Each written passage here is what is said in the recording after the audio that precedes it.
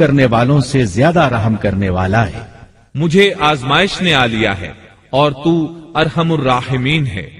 مطلب یہ کہ آپ نے واضح الفاظ میں دعا نہیں فرمائی، یہ نہیں فرمایا الہی مجھے تندرستی عطا فرما، الہی مجھے رزق عطا فرما اور میری حالت ایسی ایسی ہو گئی ہے، تو رحیم و کریم ہے، بلکہ یوں کہا وَأَنْتَ أَرْحَمُ الرَّاحِمِينَ، عرض کیا میری نسبت میری حالت کو تو ہی بہتر جاننے والا ہے۔ اللہ تعالی نے دوسری آیت میں آپ کی حالت کو اس طرح بیان کیا ہے۔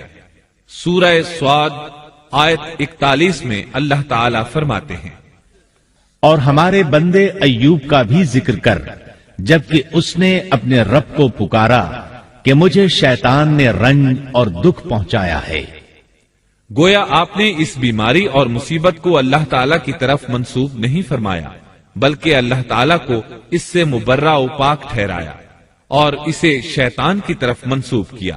یوں نہیں کہا اللہ تو نے مجھے مصیبت میں ڈال دیا، بلکہ اس کو غیر اللہ یعنی شیطان کی جانب منسوب کیا۔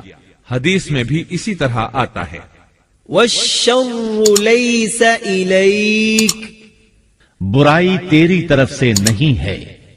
اللہ تعالیٰ نے آپ کی التجا کو اسی لمحے شرف قبولیت سے نوازا۔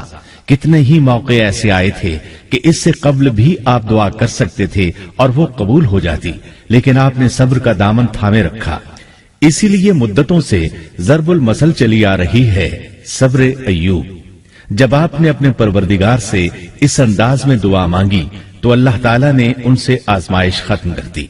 اللہ تعالیٰ سورہ صاد آیت 42 میں فرماتے ہیں اپنا پاؤں مارو، یہ نہانے اور پینے کے لیے ٹھنڈا پانی ہے۔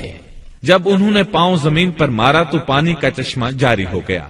علماء کرام کہتے ہیں جب انہوں نے اس پانی سے غسل کیا تو جسم کے بیرونی حصے سے بیماری ختم ہو گئی، اور جو ہی پانی پیا جسم کے اندرونی حصے کی بیماری ختم ہو گئی، اور یہ اللہ عز و جل کا عظیم احسان ہے۔ پھر سے بالکل تندرست بن گئے، ان کی صحت و توانائی لوٹ آئی، ایسے صحت مند ہو گئے جیسے پہلے کبھی ہوا کرتے تھے۔ ان کی زوجہ محترمہ باہر سے گھر آئیں تو بالکل نہ پہچان سکیں۔ ان سے پوچھنے لگیں کیا آپ نے اللہ کے نبی میرے خاوند یعنی مرض میں مبتلا شخص کو دیکھا ہے؟ اللہ کی قسم جب میرے خاوند صحت مند تھے تو بالکل آپ جیسے تھے، میں نے آپ سے بڑھ کر ان سے ملتا جلتا آدمی آج تک نہیں دیکھا۔ اس پر ایوب علیہ السلام بولے کیا تم نے مجھے پہچانا نہیں؟ انہوں نے حیران ہو کر پوچھا آپ کون ہیں؟